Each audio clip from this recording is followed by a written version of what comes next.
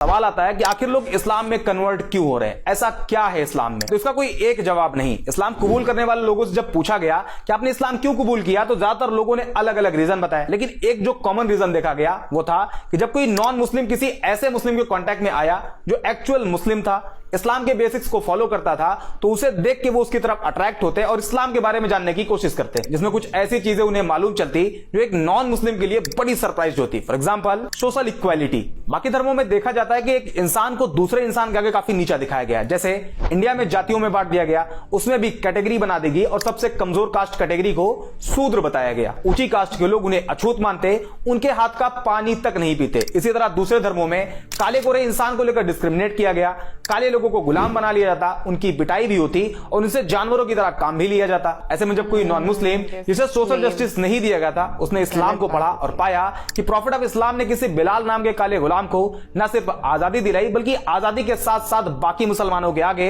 बिलाल को काबे की छत पर अजान कहने के लिए खड़ा कर दिया। इसके अलावा जब लोगों ने प्रॉफिट ऑफ इस्लाम की एक स्पीच के बारे में जाना, जिसमें उन्होंने कहा था एक अरेबियन किसी नॉन अरेबियन से सुपीरियर नहीं, और ना ही कोई नॉन अरेबियन किसी अरेबियन से सुपीरियर है, ना कोई काला किसी गोरे से सुपीरियर है, और ना ही कोई गोरा किसी काले से। यह जानने के बाद कि इस्लाम में कोई ऊंचा नीचा नहीं, इस एक पॉइंट की वजह से न जाने कितने लोगों ने इस्लाम कबूल कर लिया। दूसरा रीजन फॉरगिवनेस। इस्लाम में माफ कर देने वाला जो कॉन्सेप्ट है वो भी बड़ा शानदार है। जब लोगों ने उसे जाना तो वो भी उन्हें बहुत पसंद आया और लोगों ने इस्लाम कबूल कर लिया। फॉर एग्जांपल मान लीजिए कि अगर किसी इंसान को एक पूरी कम्युनिटी बुरा भला कहे, उसे बाइकआउट कर दे, यहां तक कि उसे जान से मारने की कोशिश करे, तो रिएक्शन ये होगा कि जब भी उसे उस कम्युनिटी पर कंट्रोल मिलेगा वो अपना बदला जरूर लेगा। सारे लोगों से ना सही, लेकिन उन लोगों को जरूर टारगेट करेगा जो उसके खिलाफ उसके ही लोगों को भड़काते थे, उसे मार के लाने वाले को इनाम देने की बात कहते थे। आमतौर पर यही देखा जाता है, लेकिन इस्लामिक हिस्ट्री में इसके जस्ट उल्टा है। 7वीं सेंचुरी में जब इस्लाम की शुरुआत हुई, उसके कई सालों बाद तक, करीब 10 साल बताया जाता है, इस पीरियड में टोटल 40 से कम मुसलमान थे। उस टाइम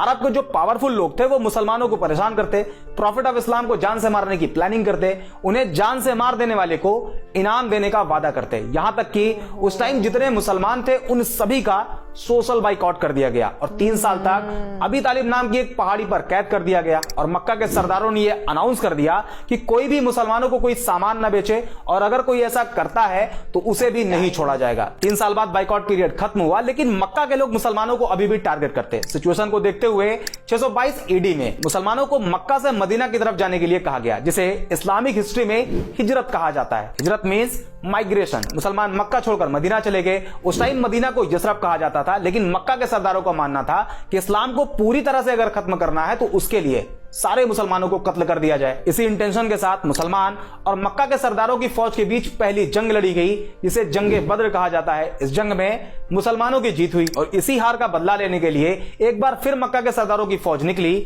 और इस्लाम की दूसरी जंग लड़ी गई, जिसे जंगे उहूद कहा जाता है। लेकिन 10 साल बाद जो मुसलमान मक्का छोड़कर मदीना चले गए थे, वो एक मजबूत ताकत बनकर मक्का में वापसी करते हैं। उस टाइम मक्का के उन सरदारों में यह डर फैल गया कि हमने तो मुसलमानों को बहुत टॉर्चर किया है, प्रॉफिट ऑफ इस्लाम को जान से मारने की कोशिश करी है, आज मुसलमान हमसे ज्यादा पावरफुल हैं और अब वो हमें नहीं छोड़ेंगे। इस डर से बहुत से लोगों ने सरेंडर कर दिया और बहुत से लोग मक्का छोड़कर भाग गए। लेकिन जब प्रॉफिट ऑफ इस्लाम ने अपनी बात कहनी शुरू करी तो लोगों ने जो सोच रखा था वो उसके जस्ट उल्टा था, और एक पब्लिक अनाउंसमेंट करी गई कि जिन जिन लोगों ने मुसलमानों को परेशान किया था, मुसलमानों को मारा था, मक्का छोड़कर मदीना जाने के लिए मजबूर किया था, उन सभी को माफ किया जाता है। ये एक सेंटेंस इतना इफेक्टिव साबित हुआ कि जो पहले इस्लाम को खत्म करना चाहते थे उन सभी ने इस्लाम कबूल कर लिया। और आज भी इसका इंपैक्ट इतना ज्यादा है कि जब कोई नॉन मुस्लिम इस्लाम के इस चैप्टर को पढ़ता है तो इस्लाम की तरफ अट्रैक्ट होता है। तीसरा और सबसे बड़ा रीजन है बिहेवियर। आज सोशल मीडिया पर इस्लाम की जिस इमेज को प्रेजेंट किया जा रहा है वो इस्लाम की रियलिटी नहीं। हालांकि